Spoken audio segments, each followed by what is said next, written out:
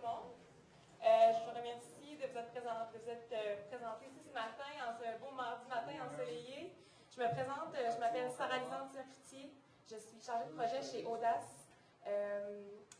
On vous remercie ce matin d'être là pour le lancement d'une très bonne nouvelle pour la région de l'Est du Québec, de la Côte-Nord et du Nord du Nouveau-Brunswick. Donc, pour plus de détails sur le projet, j'invite M. Daniel Gignac, directeur général de Télécommunications de l'Est, à prendre la parole. C'est Gignac.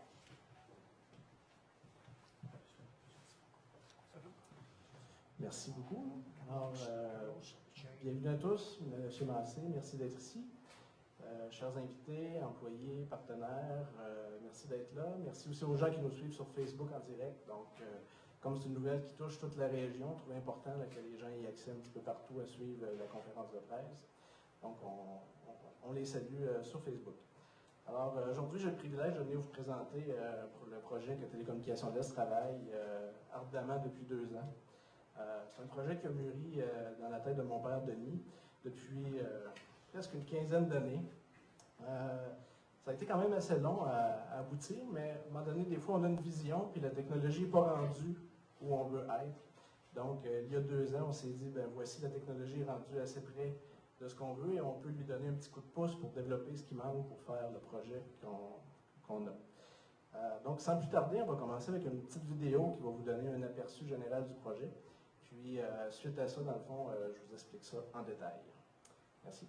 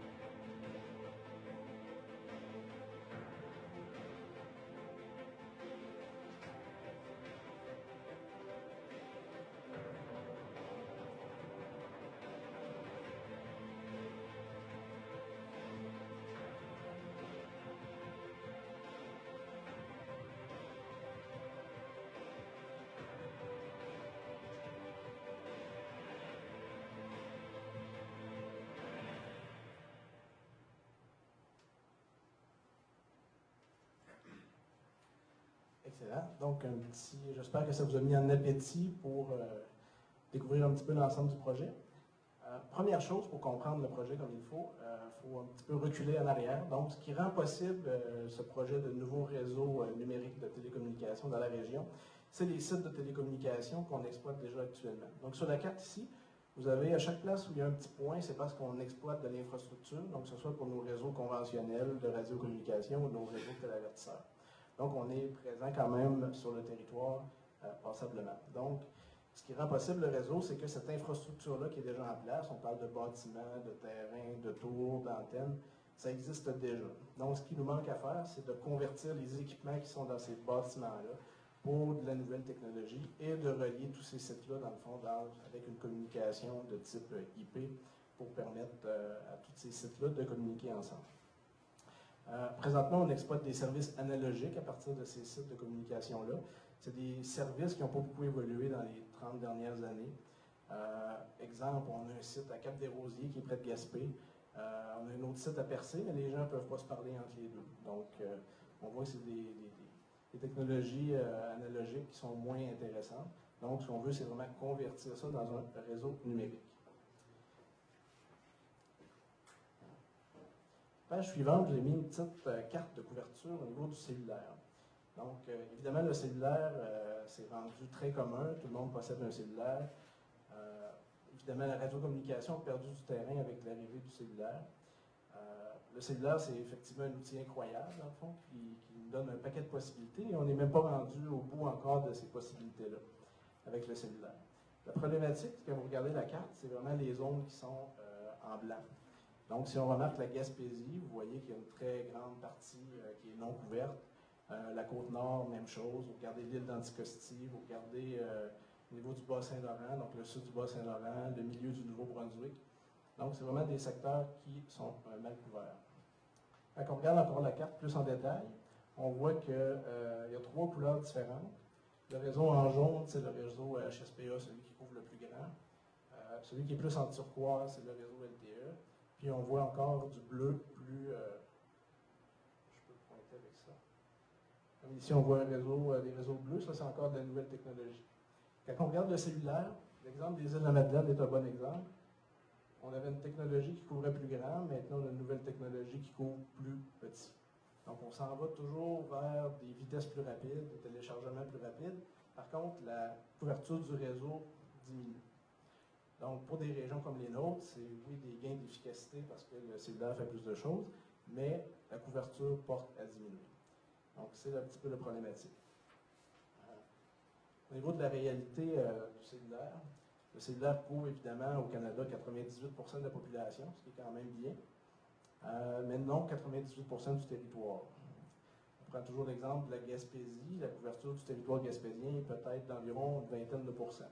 Donc on voit que c'est quand même pas très répandu. La Côte-Nord, c'est encore pire. Évidemment, le territoire est plus grand, c'est en bas de 5% de couverture au niveau du cellulaire. Donc, on imagine si on voudrait couvrir la Gaspésie, de passer de 20 à 50%, c'est des investissements en dizaines de millions qu'il faudrait qu'ils soient faits. Et c'est évidemment pourquoi que ça ne se réalise pas, c'est que c'est des ampleurs vraiment gigantesques. Donc, l'idée en arrière de tout ça, c'est de voir qu'est-ce qu'on peut faire de mieux pour réussir à faire un réseau de communication intéressant pour tout le monde. Dans le fond, dans des secteurs où le cellulaire ne sera jamais économiquement viable et disponible. Donc, c'est la question qu'on se pose depuis des années, puis c'est ce à quoi on répond, dans le fond, avec les réseaux qu'on annonce aujourd'hui.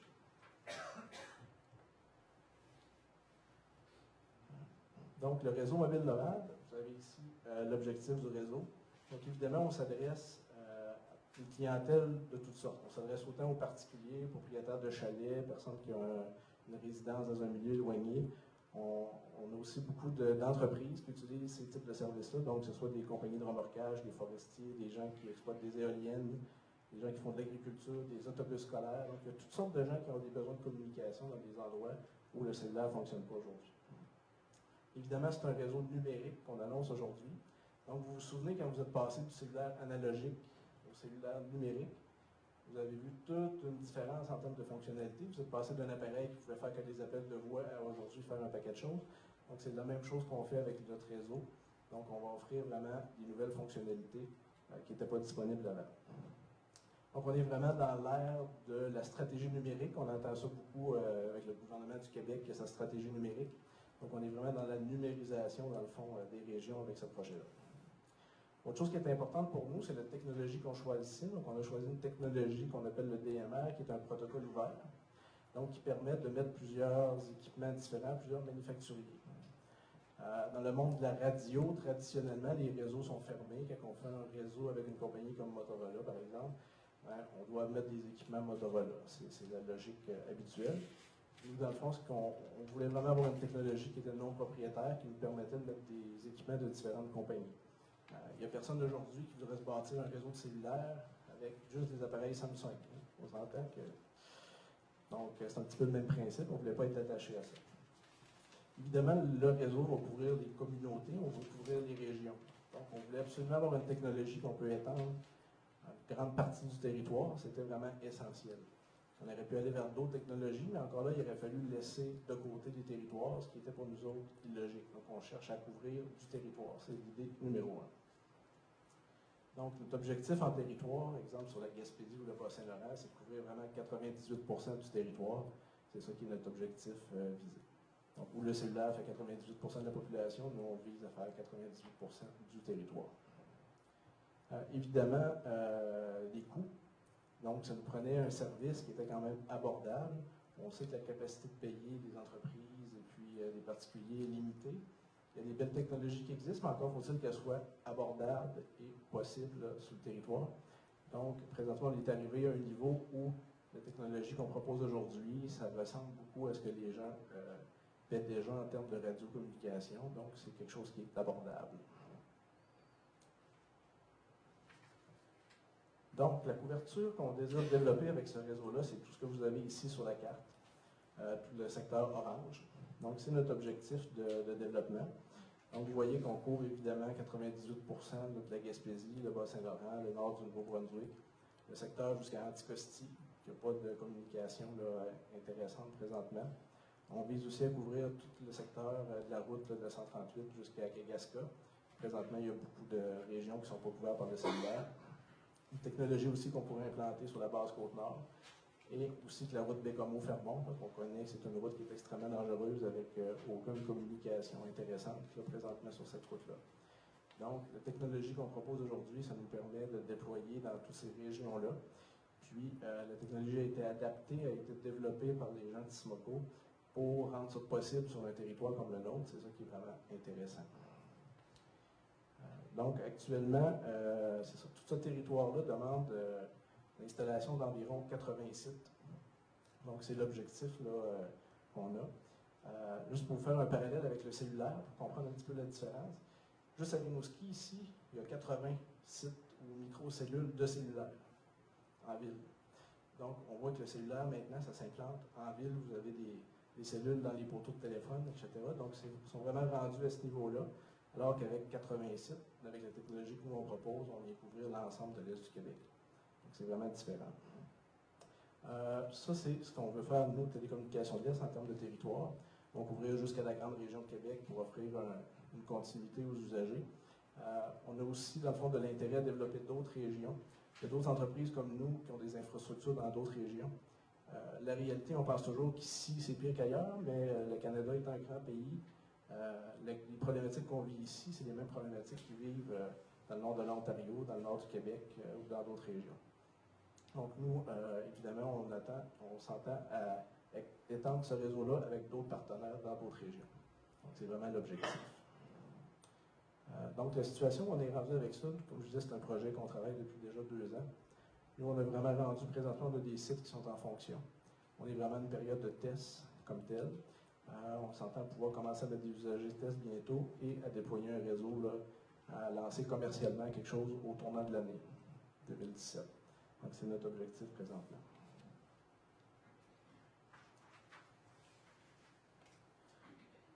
Évidemment, vous parlez des appareils qui vont sur ce réseau-là. On a parlé comme tel du réseau. On va regarder un petit peu les appareils présentement.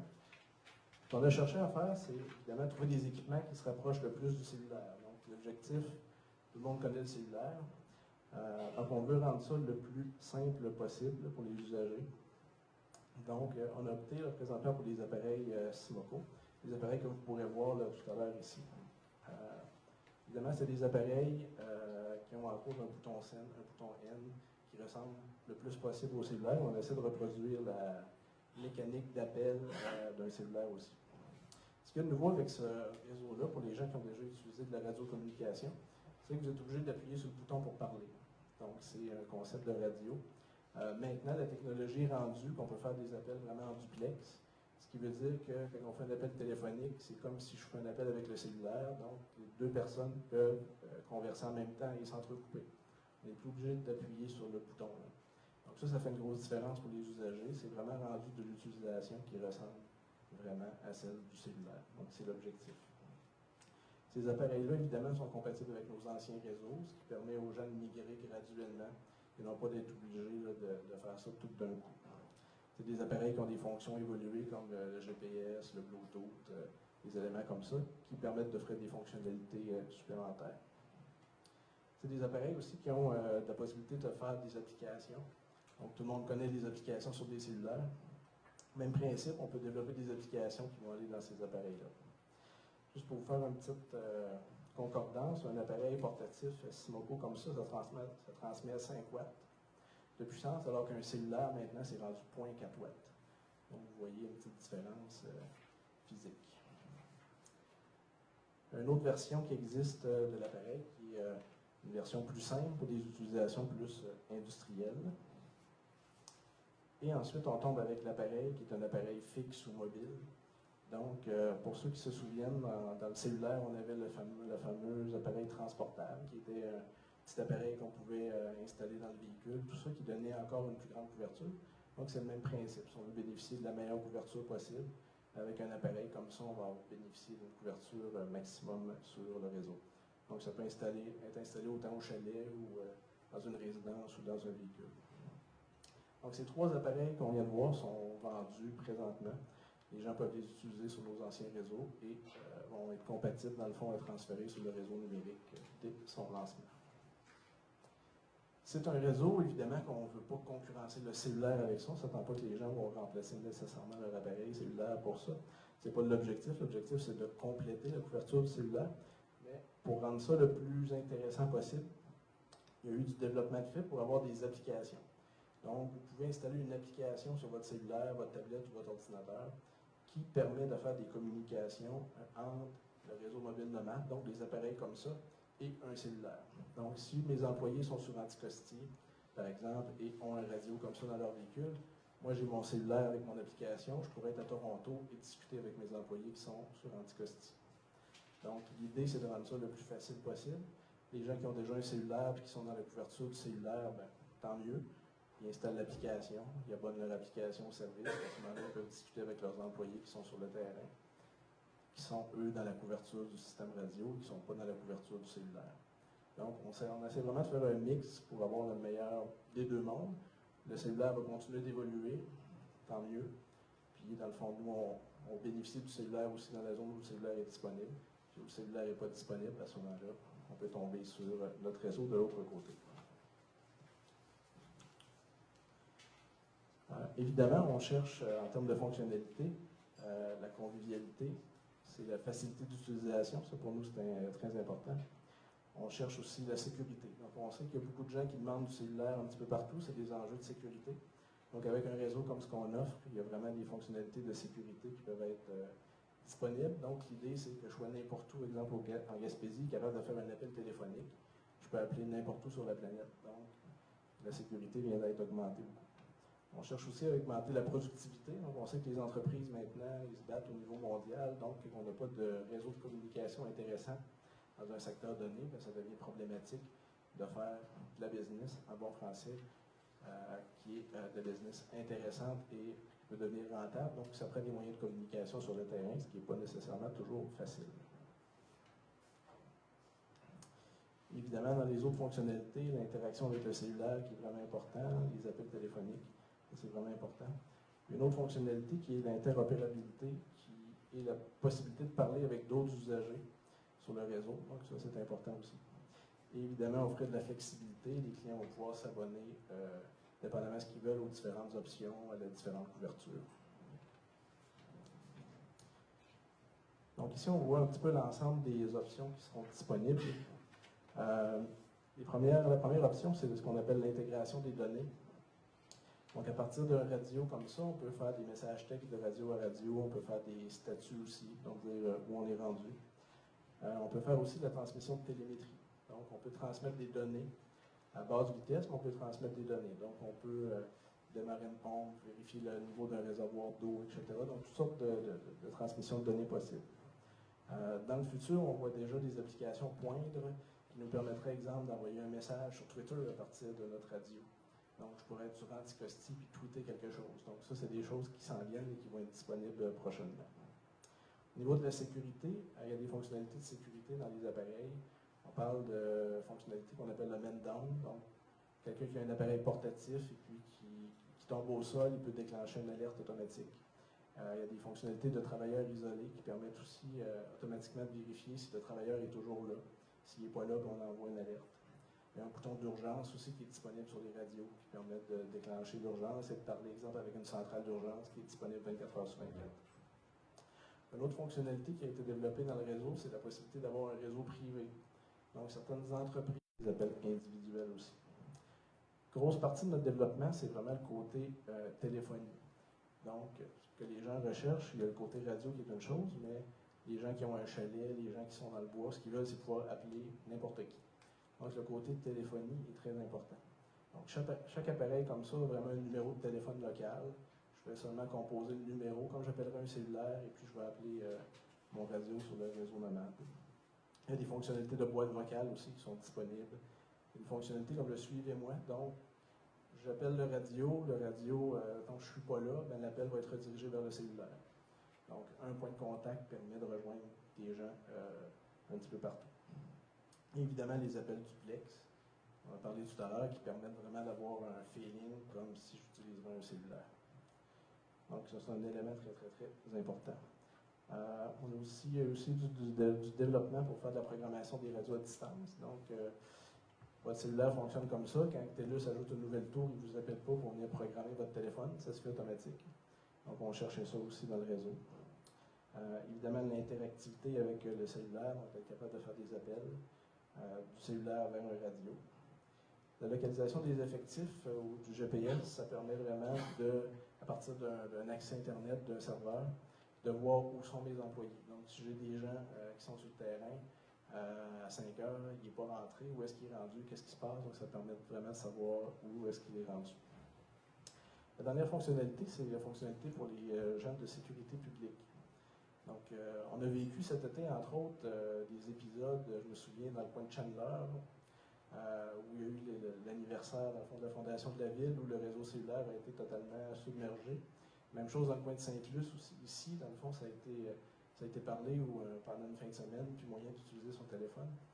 Donc, c'est pour ces raisons comme ça que des organismes publics, comme les services incendies, les services municipaux, ont des services de communication autres que le cellulaire, parce que le cellulaire ne peut pas offrir de priorisation. Donc, dans le réseau que nous on met en place, il va vraiment avoir une fonctionnalité de priorité qui permet au réseau de garantir à ces organismes-là qu'ils auront toujours un moyen de communiquer. Donc, ça devient une fonction plus sécuritaire. Donc, une priorisation absolue. Il y a aussi des fonctionnalités d'enregistrement qui sont possibles si le client le désire, donc d'enregistrer des communications, puis aussi d'encrypter les communications. Donc, c'est vraiment des services qui s'adressent aux gens de sécurité publique. Évidemment, pour réaliser un projet comme ça, il y a eu du développement passablement. Différentes entreprises ont été impliquées. Au niveau du développement de l'application cellulaire, c'est une compagnie de Californie qui s'appelle ESChat qui a réalisé le développement entre les équipements Simoco et leur application.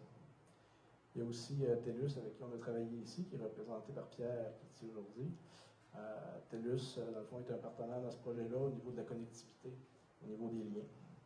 Une compagnie d'Angleterre qui s'appelle AWCSL, qui ont développé, qui ont modifié leur application de GPS, dans le fond, pour l'améliorer, pour faire ce qu'on voulait faire. Il y a aussi une compagnie de Rimouski qui s'appelle IDS Micronet. Je ne sais pas si Martin est ici, je ne l'ai pas vu. Non, je n'ai pas vu Martin.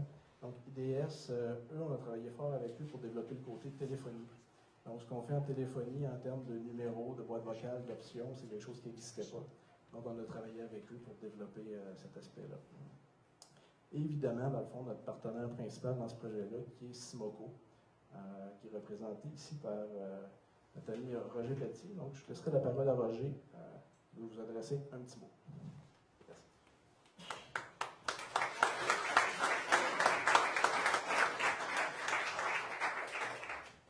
Merci, Daniel.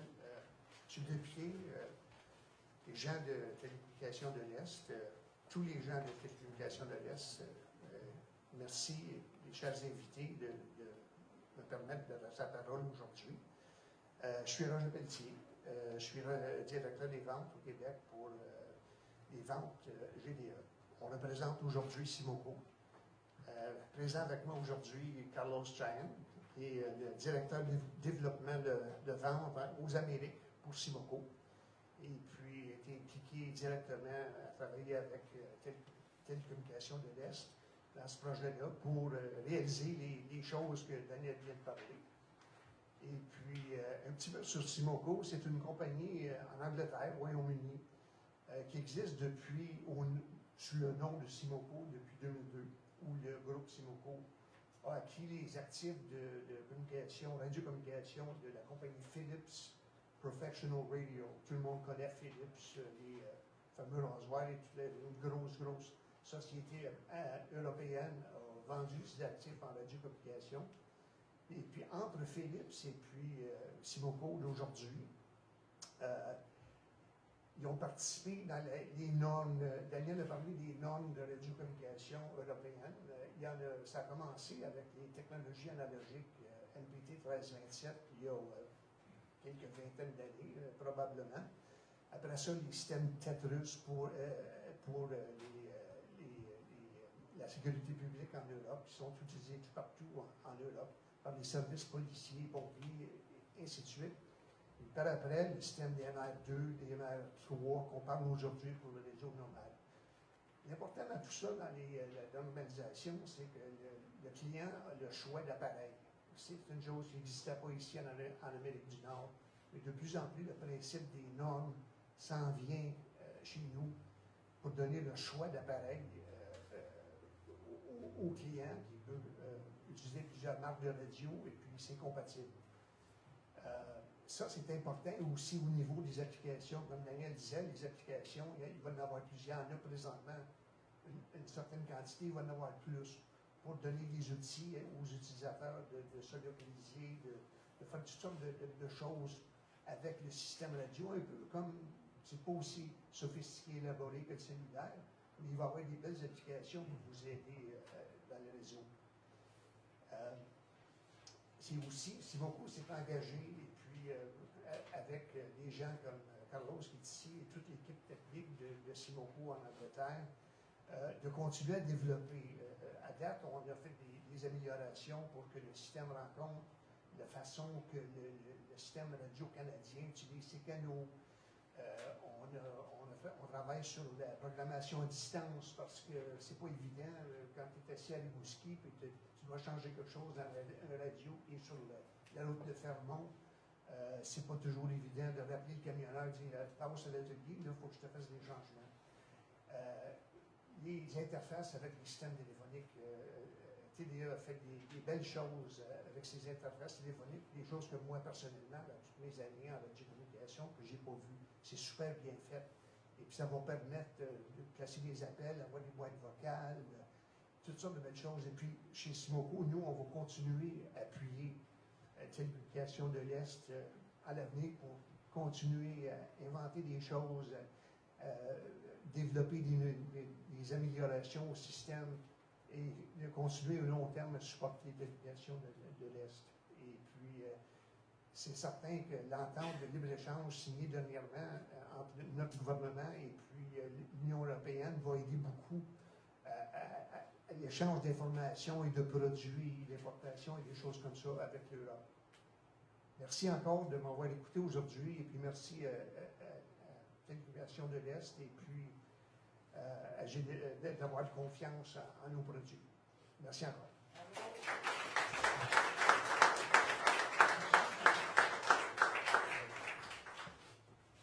Merci Roger. Quelques mots sur la mise en marché. Évidemment, créer un beau réseau, c'est super. Encore faut-il avoir des abonnés, des gens qui vont s'intéresser au réseau. Donc, dans le but, évidemment, de rendre ça disponible à la population. Évidemment, les équipes de télécommunications de l'Est, que ce soit les équipes de vente d'entreprise ou de vente au niveau des centres commerciaux, vont prochainement, dans le fond, offrir ces services-là. On a aussi l'intérêt, nous, de desservir les gens dans leur localité. Même si on exploite 10 succursales un petit peu partout, on n'est quand même pas partout. Donc, on a fait des ententes avec différents détaillants et on va continuer d'en faire dans l'avenir. Comme exemple, des gens d'Amqui Électronique La Clé de Sol qui vont distribuer nos produits à Amqui. Les gens de la Cité High-Tech à Saint-Anne-des-Monts qui vont aussi distribuer nos produits au niveau de la vente. On a aussi l'objectif d'offrir du service à des clients. Il y a des endroits où on est plus loin, plus difficile pour nos techniciens. Donc, on prend des ententes aussi avec des détaillants qui vont faire de la vente et du service, comme North Coast Électronique, qui est situé à Bathurst, qui est représenté ici par Denis Dumaresque, qui nous voit aujourd'hui. Merci beaucoup. Donc, Denis, situé à Bathurst, il va être capable d'offrir des services sur le réseau nomade, mais aussi d'offrir du service technique, dans le fond, aux clients qui sont dans ces régions-là. Donc, on a de l'intérêt pour développer d'autres partenariats comme ça. Donc, on pense que le réseau nomade, dans le fond, ça va être bon économiquement, pas juste pour les localités où Télécommunications de l'Est est située, mais ça va être bon aussi pour toutes les localités un petit peu partout sur le territoire. Ce qu'on disait aussi tout à l'heure, c'est qu'on veut développer des partenariats pour le réseau à l'extérieur de nos régions. Fait qu'on a de l'intérêt pour d'autres gens qui sont dans d'autres régions du Québec ou du Canada pour se joindre au réseau Donc, le modèle n'est pas nouveau. Bell TELUS le fait en partageant son réseau cellulaire depuis des années.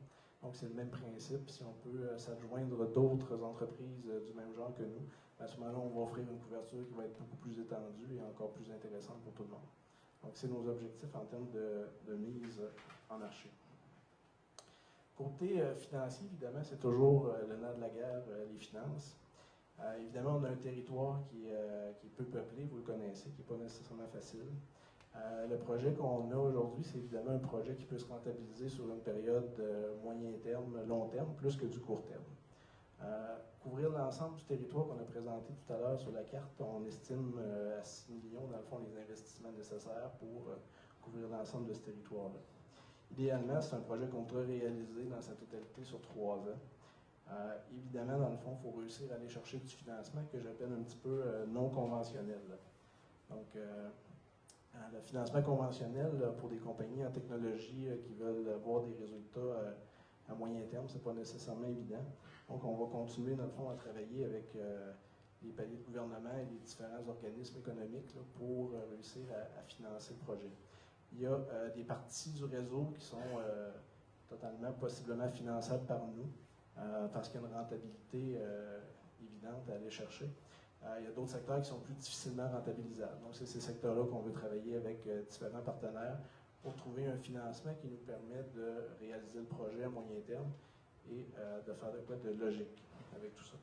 Considérant les limites d'endettement que peut prendre une PME aussi comme la nôtre, malheureusement, on n'a pas les capacités financières là, autant que des grandes entreprises qui seraient à la bourse. Donc, il faut être imaginatif. Puis, c'est dans ce sens-là, dans le fond, qu'on va demander, évidemment, on a déjà commencé l'appui de différents organismes un petit peu partout. À ce jour, dans le fond, nous, on a investi un montant de 1,5 million cette année pour le lancement, dans le fond, du projet. Puis, on a détaché à date pour l'an prochain un investissement de 300 000 et on espère être capable d'augmenter ce montant-là, évidemment, pour réaliser le projet le plus rapidement possible. Parce que les clients, ce qu'ils nous ont dit, nous, on a rencontré une centaine de clients dans la dernière année pour exposer, dans le fond, nos visions et voir si ça répondait également à leurs besoins. Puis, c'est sûr que la couverture, c'est l'élément le plus important. Donc, plus rapidement on pourra couvrir un grand territoire, plus ce sera intéressant pour tout le monde. Donc, parmi les partenaires financiers qui ont travaillé avec nous à date, il y a des gens de Desjardins qui avaient déjà investi dans l'entreprise il y a 5 ans. Donc, les gens de Desjardins Capital Régional et Coopératif, donc, ils sont représentés ici par Pierre Côté, qui est ici avec nous. Merci, Pierre. Il y a également le Fonds de solidarité FTQ.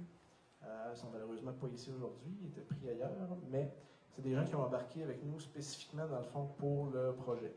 Donc, eux ont vu vraiment un intérêt, dans le fond, pour la collectivité avec ce projet-là. Ils ont embarqué pour ça. Évidemment, la Banque nationale, qui est notre banque qui nous suit depuis plusieurs années, avec Julie Bouchard, qui est ici aujourd'hui. Donc, la Banque nationale nous a permis de faire des ajustements dans nos montages financiers pour permettre la réalisation du projet.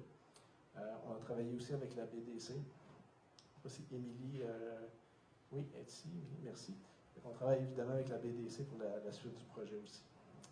Et un partenaire qui a été fort important avec nous à date, qui a des modalités de financement justement un petit peu particulières, qui nous permet là, de travailler sur un projet comme ça, c'est Développement économique Canada.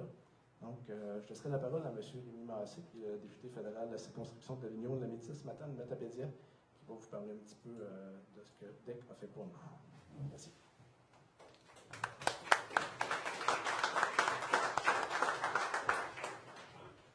Bonjour tout le monde, très heureux et très fier d'être ici pour pouvoir partager une annonce de Développement économique Canada. Mon collègue Navdeep Bains, qui est le ministre responsable de Développement économique Canada, aurait aimé ça ici. On a eu des discussions ensemble au cours des dernières semaines, justement, pour parler du projet de télécommunication de l'Est. Et donc, d'être ici aujourd'hui, il aurait vraiment aimé, il aurait vraiment apprécié, donc il transmet vos salutations. Je suis particulièrement fier parce que c'est une entreprise de région, mais qui répond à des enjeux très concrets. Pendant toute la campagne qu'on a fait, on s'est rendu compte, puis on savait qu'il y avait des enjeux en matière de communication dans la région. Donc, je pense qu'il n'y a rien d'étranger pour personne. Lorsqu'on circule sur le territoire, lorsqu'on veut avoir accès à d'autres personnes via nos téléphones cellulaires. Sur une bonne partie du territoire, on n'est pas en mesure d'avoir d'accès cellulaire et c'est un enjeu. C'est un enjeu en matière de communication, c'est un enjeu en matière de productivité des entreprises et c'est un enjeu, comme Daniel le soulignait, c'est un enjeu en matière de sécurité.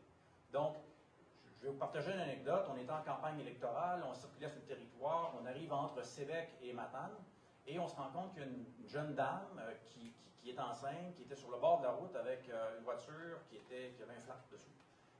Et on s'entend pour pouvoir changer, je ne donne pas la marque de la voiture, mais c'est une voiture de certain âge. Et elle n'était pas en mesure de pouvoir démancher son pneu, pas capable de communiquer avec personne parce que le réseau cellulaire n'était pas en mesure de pouvoir l'appuyer à l'endroit où elle était. Donc on est arrêté, on l'a appuyé. Donc, cet enjeu-là, il est commun, il est connu de tous les gens qui habitent dans le Bas-Saint-Laurent et dans la Gaspésie.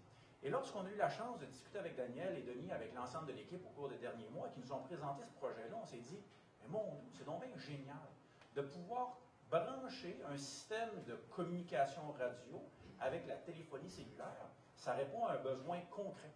Donc, je suis très fier d'être ici pour pouvoir justement partager avec vous l'appui que Développement économique Canada fait à Télécommunications de l'Est. Donc, c'est une contribution de 200 000 $ qui est offerte à la compagnie pour pouvoir l'appuyer dans son projet de déploiement de cette nouvelle technologie-là. Donc, l'entreprise qui, évidemment, a acquis l'ensemble de l'équipement nécessaire. Vous voyez une partie des équipements qui sont là, donc qui sont justement nécessaires au lancement de son réseau numérique et ainsi s'adapter aux besoins de ses clients corporatifs. Donc, je suis, encore une fois, très heureux de cette annonce, du déploiement, de l'amorce du déploiement de cette technologie-là. Évidemment, pour deux raisons. Comme je le disais tout à l'heure, DEC soutient l'augmentation de la productivité d'une entreprise qui n'hésite pas à investir dans l'avenir et le sien, celui de ses employés. Je trouve ça extraordinaire qu'une entreprise de région comme la nôtre ait eu une vision et ait voulu inclure l'innovation au sein de son entreprise pour pouvoir justement appuyer davantage d'autres entreprises ou des citoyens dans notre coin de pays. Donc, c'est très important. Donc, bravo pour l'ensemble de l'innovation et bravo pour cette vision-là que vous avez eue il y a quelques années de pouvoir justement faire profiter l'ensemble des citoyens avec une nouvelle technologie qui est maintenant disponible. Donc, on lit parfois que les entreprises canadiennes tardent à faire les investissements qui leur permettront d'être plus concurrentielles. Par exemple, le Conference Board soulignait récemment qu'à cause des facteurs comme la force du dollar américain, les investissements des entreprises des secteurs or et énergie demeurent faibles, même si de nombreuses industries manufacturières fonctionnent à plein régime ou presque. Donc, certains entrepreneurs, comme Denis et Daniel, et vous pardonnez-moi de les appeler par leur prénom, on se connaît un peu, des gens de Matane qui ont développé une belle entreprise. Donc, évidemment, Daniel et Denis sont là et adoptent une attitude vraiment qui convient d'afficher en matière d'investissement. Encore une fois, c'est leur vision, c'est leur innovation qui permet d'être ici aujourd'hui. Conscient qu'à long terme, l'investissement représente la seule manière d'assurer la compétitivité de leur entreprise, ils profitent du soutien que peuvent leur apporter le gouvernement fédéral et ses partenaires pour acquérir un nouvel équipement et réaliser un projet ambitieux. C'est cette attitude fonceuse mais éclairée et réfléchie qui a fait que de 2003 à 2015, l'entreprise et son chiffre d'affaires a triplé et que son nombre d'employés est passé de 26 à 57. Deuxièmement, je me réjouis de l'annonce d'aujourd'hui parce que Développement économique Canada appuie une entreprise de chez nous dont le renforcement profitera à d'autres compagnies québécoises. Daniel et Denis disaient récemment que les compagnies qui sont en mesure d'appuyer via cette technologie-là sont les compagnies minières, des compagnies forestières, des exploitants de parcs éoliens, les entreprises de livraison, les compagnies de transport de personnes et le service de travaux publics et municipaux, services d'incendie, des ambulanciers. Donc, ces entreprises-là constituent 80% de leur clientèle en matière de radiocommunication. Donc, ces entreprises ont elles-mêmes des clients qui, à leur tour, pourront compter sur de meilleurs systèmes de communication sur un territoire où bien peu d'options s'offrent à elles en matière de communication. Vous l'avez vu tout à l'heure, et le vidéo et la présentation que Daniel a fait est très révélatrice. 98% du territoire n'est pas couvert. Donc, avec cette nouvelle technologie-là, on va être en mesure, évidemment, lorsque le projet sera complété, de pouvoir justement desservir l'ensemble de la clientèle qui est sur le territoire. Et Daniel le disait, on parlait de Bathurst, j'ai des collègues au Nouveau-Brunswick qui vivent les mêmes enjeux dans l'Atlantique aussi, la même chose du côté de la Côte-Nord. Donc, très impressionné par cette technologie-là et encore une fois, les investissements et le travail que vous avez fait pour s'assurer qu'on puisse mettre en œuvre ce type de projet-là. Donc, en conclusion, le gouvernement du Canada s'est engagé à soutenir les efforts que nos entreprises réalisent pour rehausser leur productivité et prendre de l'expansion. C'est des éléments clés pour assurer leur vitalité et celle de nos collectivités. Soyez donc assurés qu'au cours des années à venir, Développement économique Canada continuera d'être aux côtés de toutes les entreprises du Bas-Saint-Laurent et de la Gaspésie et du Québec qui, comme Télécommunications de l'Est, créent de la prospérité durable dont les familles de chez nous ont besoin. Moi, je tiens à vous remercier, je tiens à te remercier, Daniel, Denis, les gens de Simoco qui sont là, et l'ensemble de vos employés qui ont permis la réalisation ou l'avancement dans ce projet-là.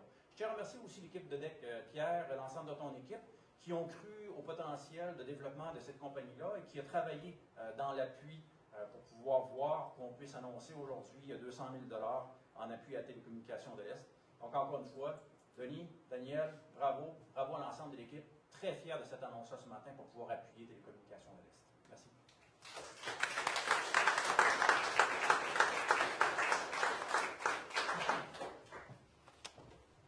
Donc, merci, M. Massé. On passerait maintenant à la période de questions, ou si vous préférez, on peut passer aussi aux entrevues individuelles. C'est comme vous voulez, les journalistes ou autres.